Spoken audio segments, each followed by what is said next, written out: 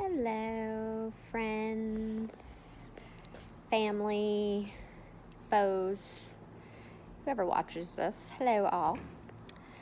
I'm Maria, for anybody that doesn't know me. This is going to be my first solo video that I post on our YouTube page. So bear with me, because this is super out of my comfort zone. But feeling intuitively guided to do this today for some reason. Super inspired by my business partner, SoulSiSTAR Sam, who makes videos like this very often. So, hi Sam, I'm finally ready to do it. Anywho, I guess I'm really just here to share some of my thoughts today. I've been going through a massive spiritual, human awakening, whatever you want to call it, for about 4 years now.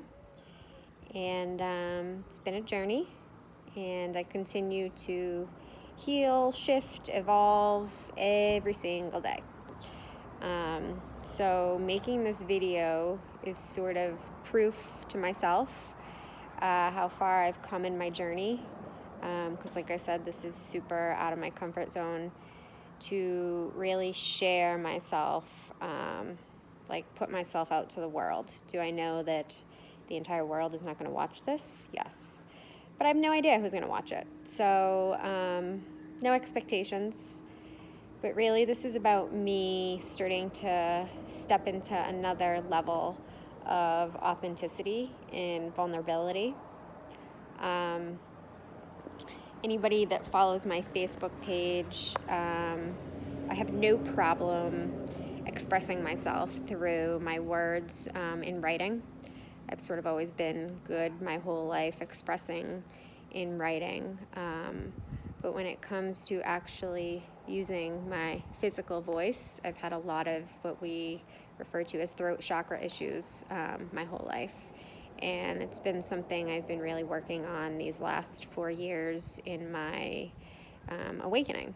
And when I say awakening, I've just been going through a lot of rememberings, epiphanies, understandings, understandings of myself, as well as what most people will refer to as the external matrix. So it's definitely a process and a journey for anybody that's going through their own way of doing this. I'm sure you understand on some level how challenging it can be to navigate all of this. So again, I really just show up today to share a little bit of my story and just the thoughts that have kind of been coming forward for me today, the last couple days. The energies are really ramping up for those of us that are in tune to them, aware of them. You know, energy is everything. Everything is energy. So we're all affected by what's going on out there, whether we're aware of it or not. And there's a lot going on because a lot of us are, quote unquote, waking up.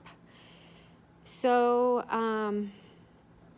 today I'm kind of just pondering and sort of navigating these energies of self-confidence and humility. So no coincidence that today's my first video and I'm starting to step into another, I guess, layer or level of my own self-confidence, because it is something that I personally have lacked a good part of my life. And I know a lot of other humans can also resonate with that. Not having this feeling of self-worth, self-confidence, I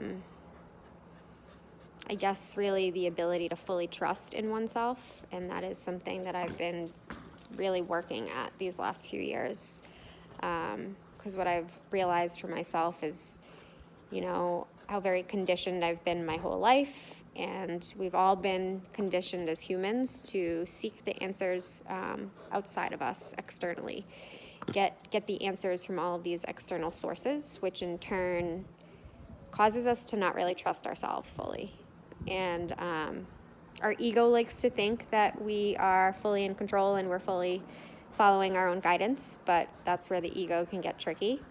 And Sam and I will be making a video where the two of us kind of talk about ego and higher self. So I won't get into that too much right now, because that's a whole topic for itself that I think she and I will cover quite beautifully together. We do a lot of stuff really nicely together. We make a good team.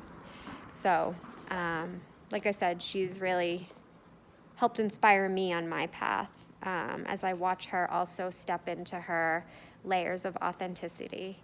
And I believe that being vulnerable is one of the biggest keys to becoming and feeling authentic and comfortable in our own skin. And when I say vulnerable, I mean openly sharing, like I'm doing with you right now, my journey, my thoughts, my emotions, my everything, my good, my bad, my in-between, right? That's being vulnerable. It's being real with people. And I've noticed that as I've navigated this journey, the people that I'm really drawn to, whether it's on YouTube, Facebook, really anywhere, Gaia, wherever I, sort of feel gravitating to as far as what I listen to and watch that help enlighten me and inspire me. The people that really hit home for me are the people that I can feel are being authentic and vulnerable and raw and real, and not sugarcoating this awakening process, but being honest about the challenges that they've faced as a human that's waking up to this other aspect of ourself, the spirit, right? This eternal part of us that has really been suppressed the majority of our lives. So the people that have really helped me on my path don't even know me personally, and I don't know them personally, but by them sharing their truth, they have helped inspire me to also do the same. And I do this a lot with my clients that I work with. I'm vulnerable with them. I'm very honest with them about where I'm at, where I've come from, where I want to be, right? Because I am a coach. I'm a health and wellness coach. And I also do energy healing and readings, spirit readings. So, I work with all different calibers of people, but at the end of the day, we're all walking around with the same emotions, right? We may have had different experiences, but we're all humans as well while we're on this earth plane, and we all deal with the same human emotions. And I feel like it's so important to be able to share these emotions with each other, because that's what inspires and empowers other people to also do the same thing. We keep so much bottled inside.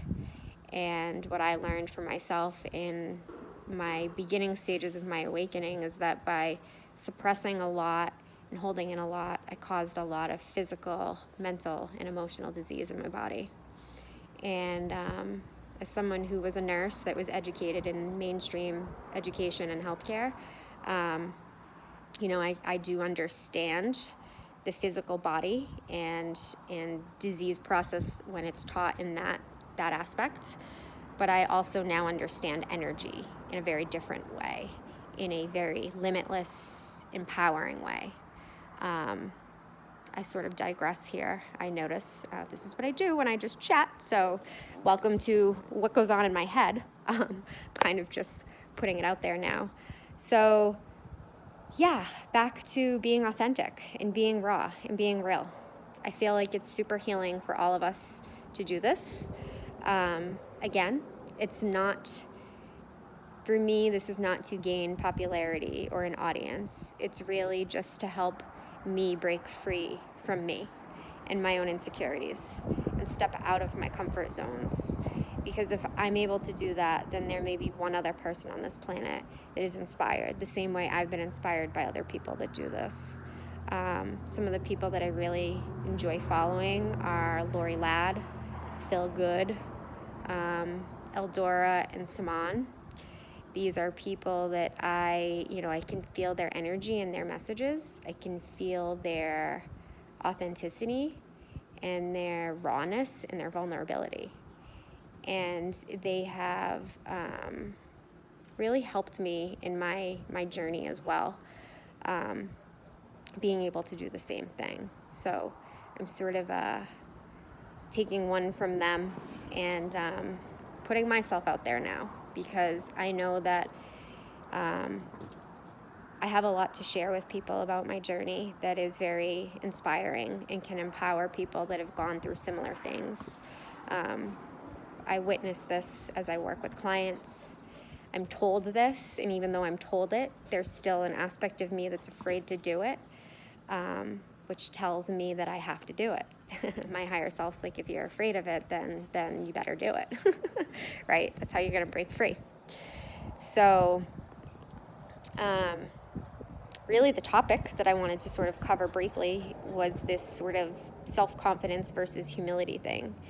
And to me, being humble means being compassionate. When I think of like the word humble and the energy behind it, the other words that kind of come into my mind are compassion, are wisdom, selflessness, sort of just like a calm energy, like a kind of just be energy, meaning like not trying to necessarily change people or things, right? But it's just being humble. It's just being who you are and like owning who you are, I guess, in a way.